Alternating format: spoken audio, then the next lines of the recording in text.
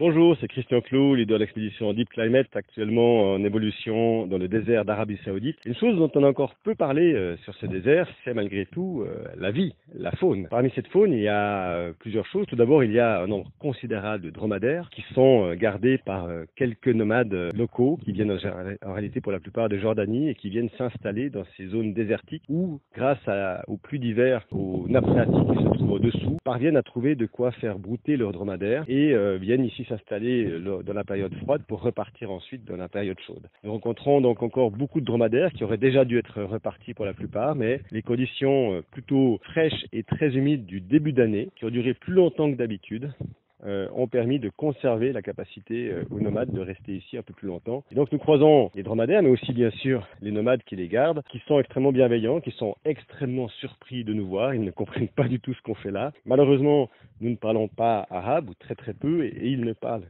quasiment jamais anglais, et encore moins français évidemment. La conversation est donc limitée, mais ils comprennent bien que nous sommes en train de tirer des chariots qu'ils n'ont jamais vus. Personne ne vient faire des expéditions en Arabie Saoudite depuis de nombreuses années. Personne ne marche dans les déserts ici. Tout le monde se déplace exclusivement avec des gros 4x4 et des véhicules qui leur permettent de ne pas subir la chaleur. Et donc de voir une vingtaine de personnes, femmes et hommes, tirant chacune et chacun leur chariot dans des conditions climatiques qui dépassent les 45 degrés parfois, ça les surprend énormément et la conversation est assez sympathique puisqu'ils s'inquiètent pour nous, ils nous offrent à boire, à manger, ils ont envie de nous ramener avec eux pour nous éviter les problèmes. Donc c'est toujours très bienveillant, mais c'est aussi très surprenant pour eux de nous voir.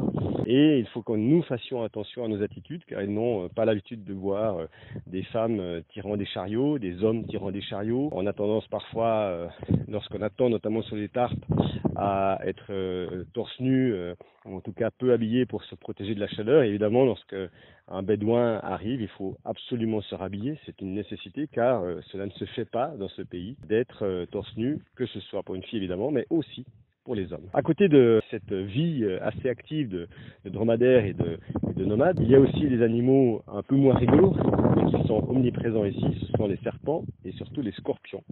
Deux espèces de scorpions, l'une noire-grise, l'autre jaune, tous deux avec des venins très actifs, dont l'un d'eux, notamment pour le jaune, peuvent être mortels pour l'humain si la prise en charge n'est pas rapide sur le haut du corps, par exemple. Il y en a énormément. Depuis le début, nous avons vu déjà des dizaines de ces scorpions qui, heureusement, n'ont pas tendance à nous attaquer, mais qui évoluent dans ce désert et qui ont tendance à aller se cacher là où il y a des protections, et notamment sous nos tentes, puisque c'est là que ça représente un endroit de protection. Donc on doit faire extrêmement attention à la manière de monter nos tentes, de ne jamais monter nos tentes sur un trou qui pourrait être un nid de scorpion, et faire très attention le matin quand on se lève, parce que dans nos affaires se trouve pas un scorpion qui est venu s'y cacher.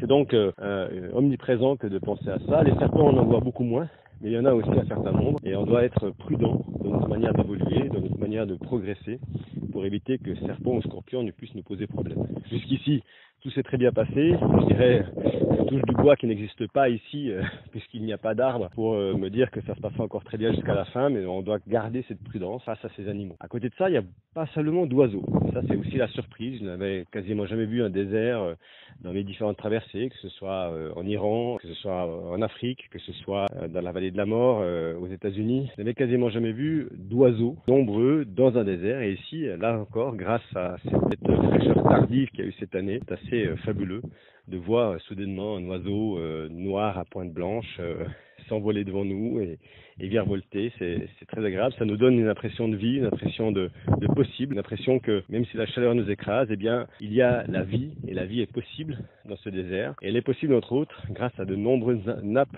souterraines, difficiles d'accès, mais où les Saoudiens ont construit quelques puits, ici et là, très bien organisés, qui permettent aux nomades d'avoir de l'eau, et nous aussi évidemment, puisque nous évoluons de puits en puits, ce qui nous permet tous les 5 à 10 jours, suivant la distance, de nous ravitailler en eau. Et c'est finalement le bienfait de ce désert, qui est un désert extrêmement chaud, extrêmement sec en surface, souvent en dessous de 10% d'humidité, mais qui offre aussi, malgré tout, quelques puits avec de l'eau potable. C'est ainsi qu'on évolue dans ce désert, en compagnie de ces différents animaux, dromadaires, scorpions, serpents, oiseaux et autres. Et évidemment, les rencontres impromptues avec les bédouins qui sont toujours assez surprenantes, mais toujours très sympathiques. Voilà, c'était Christian Clou, leader d'expédition Deep Climate, actuellement en traversée dans le désert d'Arabie Saoudite.